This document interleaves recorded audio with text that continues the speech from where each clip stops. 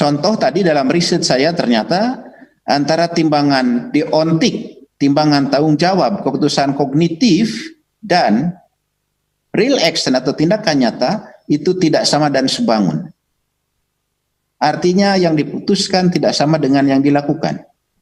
Bahasa agamanya kira-kira apa? Mungkin karena banyak konflik, banyak tantangan, banyak halangan yang menyebabkan orang tidak bertindak secara konsisten.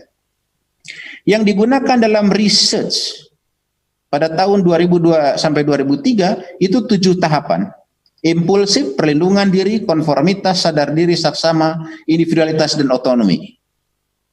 Yang itu secara operasional itu digambarkan atau direfleksikan di dalam SKKPD, ITP, dan ATP. 7 tahapan ini. Nah, 7 tahapan ini dipilih dan dirumuskan, dan kontennya itu nanti digabungkan dengan 11 aspek perkembangan yang ditemukan pada research tahun 96 sampai 99. Tadi kan ada 2 temuan di situ. BK komprehensif dan 11 aspek perkembangan yang sudah disesuaikan, diadaptasi dengan perilaku-perilaku dan nilai-nilai di Indonesia. 11 aspek itu.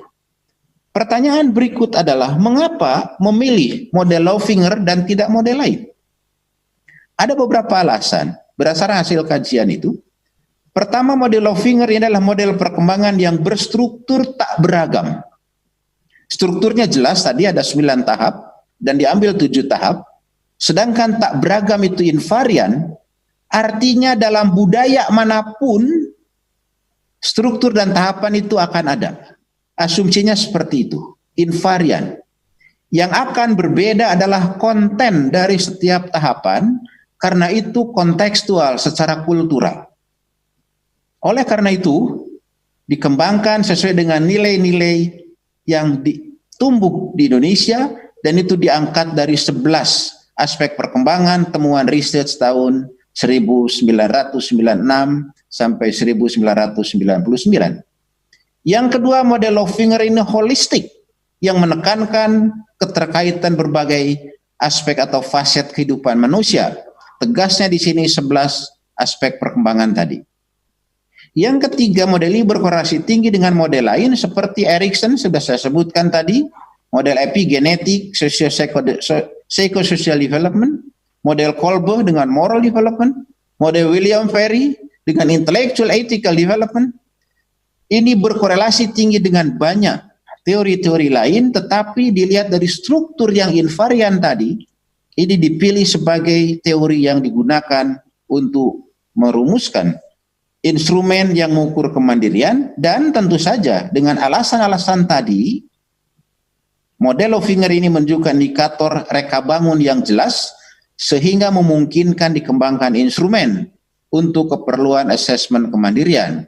Karena tujuannya adalah untuk mengembangkan asesmen kemandirian. Ini adalah tingkatan. Saya tidak akan menjelaskan secara detail, nanti bisa dibaca di panitia, sudah ada PowerPoint ini. Tingkat impulsif atau melindungi diri, di mana ini kebenaran atau orientasi perilaku itu pada orientasi internal diri. Kebenaran itu berdasarkan kepada kebenaran diri sendiri. Sifatnya zero sum game. Dikotomi. Saya benar, kamu yang salah. Kalau dari Eric Berne barangkali itu posisi I am okay, you are not okay. Ya, bisa di-refresh lagi itu. Teori-teori semacam itu. Tahap yang kedua, konformistik. Ini ada orientasi eksternal, tetapi perilaku itu karena kekuatan eksternal. Mungkin karena takut dihukum, ingin dapat pujian, merasa bersalah kalau tidak melakukan itu. Jadi semata-mata kekuatan eksternal dan bukan karena kekuatan internal dirinya. Yang ketiga, sadar diri. Nah, ini sudah mulai. Sadar diri ini mulai berpikir, ada kemungkinan berpikir lain. Bahwa mungkin orang lain benar, saya ada kelirunya. Mengambil manfaat dari situasi yang ada. Memikirkan kemungkinan secara hidup. Mengambil peranan dalam kehidupan nyata. Tahap berikut saksama, ini sudah lebih berorientasi kepada keragaman. Sudah lebih berorientasi kepada kesadaran diri secara internal. dan berpikir perilaku-perilaku jangka panjang, tidak hanya untuk sesaat, kesadaran tanggung jawab pun sudah mulai tumbuh. Individualitas ini sudah lebih kepada orientasi keragaman, kompleksitas dalam masalah sosial, toleransi, dan ini sudah mulai membangun rasa ketergantungan antara satu dengan yang lain. Karena kemandirian pada hakikatnya itu muncul karena ada rasa saling ketergantungan satu sama lain. Dan yang terakhir, dalam research ini adalah tahap otonom atau mandiri, mulai di sini masuk. Konsep-konsep abstrak tentang hidup, kemampuan untuk memenuhi kebutuhan diri sendiri. Sebab mandiri itu bukan berarti tidak ada konflik. Mandiri bukan tidak berarti tidak ada konflik, tetapi manusia mandiri dia mampu menyelesaikan konfliknya sendiri tanpa harus menimbulkan konflik dengan orang lain. Dan tentu dia akan memenuhi atau memiliki kesadaran yang mendalam sehingga hidup ini sudah bisa dihadapi dengan penuh kegembiraan, dengan penuh kebahagiaan, barangkali sudah mulai mampu mentertawakan diri sendiri, kira-kira seperti itu. Itu adalah tahap mandiri. Inilah tahapan-tahapan yang diadopsi dan disesuaikan untuk kebutuhan pengembangan instrumen. Inilah hasil dari telaah tadi menghasilkan konstruk ITP-ATP yang disebut dimensi konstruk ITP. 3 dimensi konstruk ITP. Silakan dilihat di situ. Dimensi pertama itu tahap perkembangan dari mulai impulsif sampai otonomi. Itu research tahun 88. Yang kedua itu setting, bimbingan, dan konseling komprehensif. Mulai dari jenjang SD, SLTP, SLTA, perguruan tinggi. Ada 4 jenjang research waktu itu. Dan 11 aspek perkembangan, religius sampai kesiapan berkeluarga. Itu adalah aspek perkembangan. Semua ini dipadukan dalam konfigurasi konstruk yang tim research menamakan waktu itu ini adalah model 3 dimensi konstruk ITP ATP. Kita lihat itu ada blok merah, biru, hijau tua, hijau muda. Itu menunjukkan tahapan-tahapan perkembangan kemandirian untuk setiap jenjang pendidikan dalam ke-11 aspek perkembangan. Untuk SD berentang dari impulsif sampai sadar diri, SLTP berentang dari perlindungan diri sampai individualitas, SLTA berentang dari konformitas sampai individualitas, kalau SLTP saksama tadi, sedangkan perguruan tinggi berentang dari sadar diri sampai otonomi. Dari mana ini ditentukan? Ini dari hasil temuan di lapangan setelah seluruh item dicoba direkonstruksi ke dalam 7 tahapan tadi dan diuji cobakan, maka untuk SD diperoleh skor terendah itu pada impulsif, skor tertinggi pada sadar diri. Untuk SLTP diperoleh skor terendah pada perlindungan diri, skor tertinggi pada saksama, dan seterusnya. Sehingga rentang perkembangan untuk SD itu yang merah, SLTP biru, SLTA hijau tua, perguruan tinggi hijau muda. Itulah ini berdasarkan data. Dan ini akan berimplikasi nanti kepada konstruk instrumen ITP-ATP. Bagaimana ini? Menguji bahwa ini sebuah perkembangan kontinum. Ini saya sajikan data. Ini adalah data reliabilitas instrumen yang ditunjukkan ada 1000 sekian sampel ini, ya SD sekian dan seterusnya, dengan rata-rata sekian dalam skala 7, karena 7 tahap, dan varian atau standar deviasi sekian, dan reliabilitasnya seperti itu dengan alfa Cronbach. Kalau kita lihat itu SD rata-ratanya sekian sampai terus naik, ini menunjukkan, yang saya tunjukkan tadi, merah, hijau, biru, tua itu, hijau itu merupakan sebuah garis kontinum yang berlanjut, bukan garis patah. Artinya perkembangan dari tingkat SD sampai perguruan tinggi, dari impulsif ke otonomi, itu merupakan sebuah kontinum. Artinya, perkembangan kemandirian ini paralel atau sejalan dengan jenjang pendidikan dalam ke-11 aspek perkembangan. Ini ditunjukkan oleh data statistik ini. Walaupun kalau kita lihat reliabilitas untuk tingkat SLTA itu memang rendah, tetapi variansinya kecil. Standar deviasinya 1,73 yang menggambarkan kelompok SLTA itu homogen. Tetapi reliabilitas rendah karena secara teoritik ini kan perkembangan SLTA berada pada tahap yang tidak stabil. Pada tahap yang sedang mencari identitas, tapi di tingkat SDLCTP itu relatif stabil, perguruan tinggi sudah mulai masuk lagi. Jadi ini bisa ditafsirkan secara psikologis seperti itu, namun demikian tentu ini menjadi sebuah pertanyaan untuk research berikut yang bisa kita kaji. Ini adalah contoh saya tampilkan pekerjaan tim research 24 tahun yang lalu. Inilah pekerjaannya ini, merumuskan item demi item, dijudge kira-kira mana yang masuk impulsif, mana yang masuk konformitas, mana yang masuk untuk SD, SMP dan sebagainya masuk kemana. Ini mentahannya itu, saya cek itu ada 424 item. Inilah mentahan item-item setelah dicoba di reorganisasi dari temuan tahun 96-98 dikerjakan pada tahun 2000, dan pada akhirnya dengan menggunakan model 3 dimensi tadi, SD kelompok biru merah, SMP biru dan seterusnya, setiap nilai landasan religius dan seterusnya ini dipasang-pasangkan ke dalam 4. Karena tadi misalnya untuk SD itu kan kombinasinya impulsif, perlindungan diri, konformitas, sampai kepada sadar diri. Sehingga untuk SD itu selalu IMP, PLD, KOM-SDI, IMP, PLD, untuk setiap nilai. 11 ini dikombinasikan seperti ini. Itu tim yang mengerjakan itu.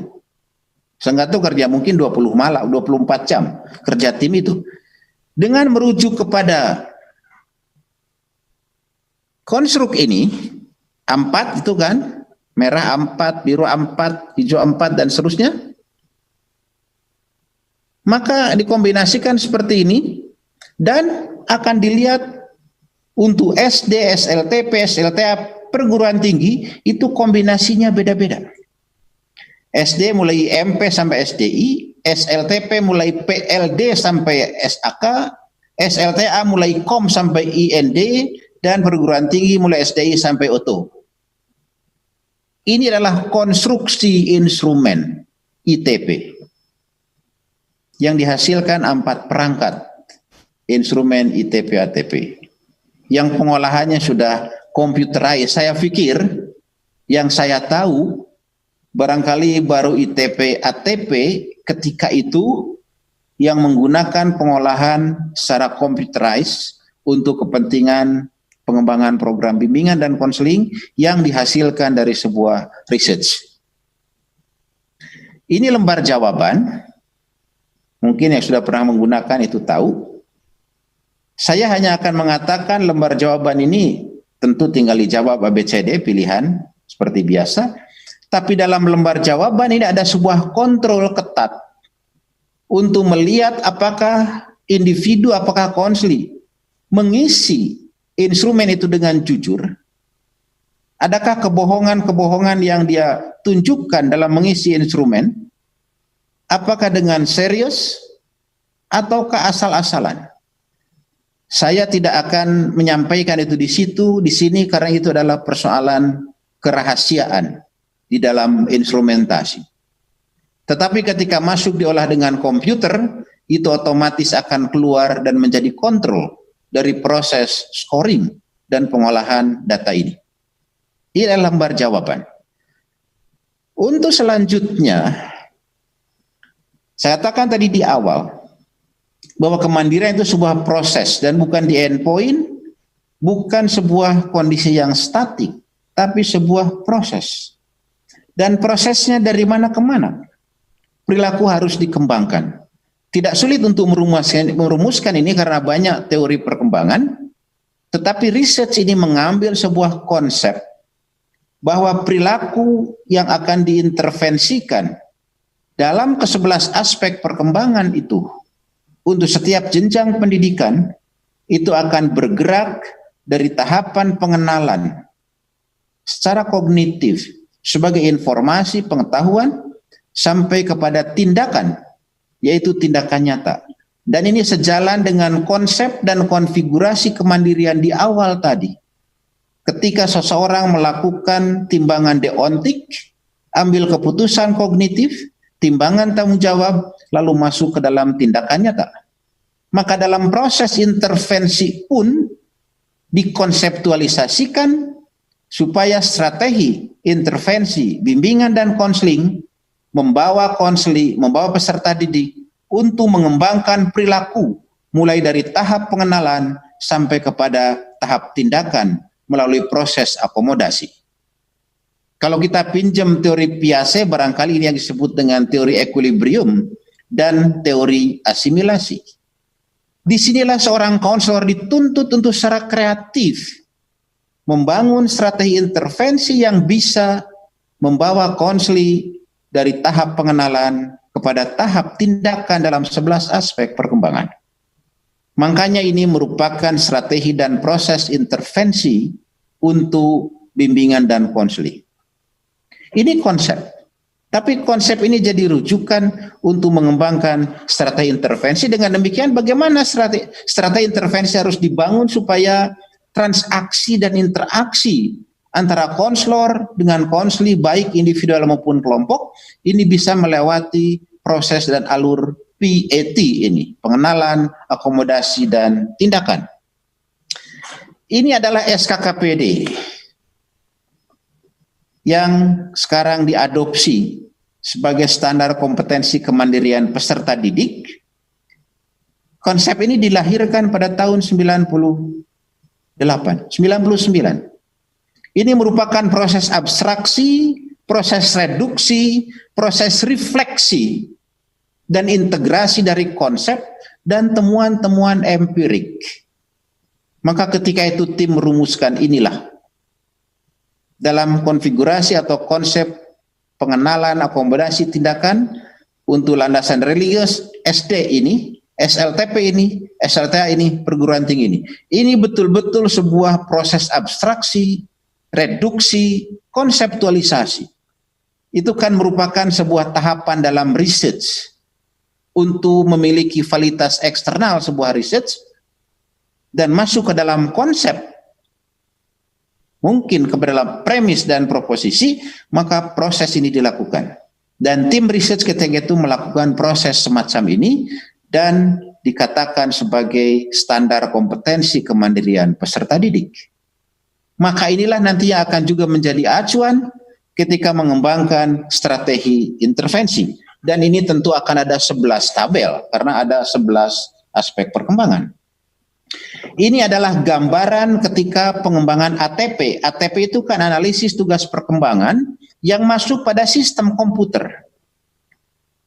Saya tak paham prosesnya karena ini kerjasama dengan ahli komputer yang mengerjakan pekerjaan ini sudah meninggal dunia. Semoga beliau diterima di sisi Allah Subhanahu wa taala. Ini iterasi mulai iterasi pertama sampai iterasi N. Uji coba kembali teruskan sampai akhirnya dihasilkan sebuah model ataupun software perangkat lunak pengolahan inventory tugas perkembangan yang disebut dengan analisis tugas perkembangan, dan proses pengembangannya menggunakan model yang disebut dengan incremental prototyping. Ini kegiatan alurnya di dalam melakukan pengembangan perangkat lunak dipetakan semacam ini. Jadi ITP-nya sendiri diperbaiki terus, diuji cobakan sekian kali.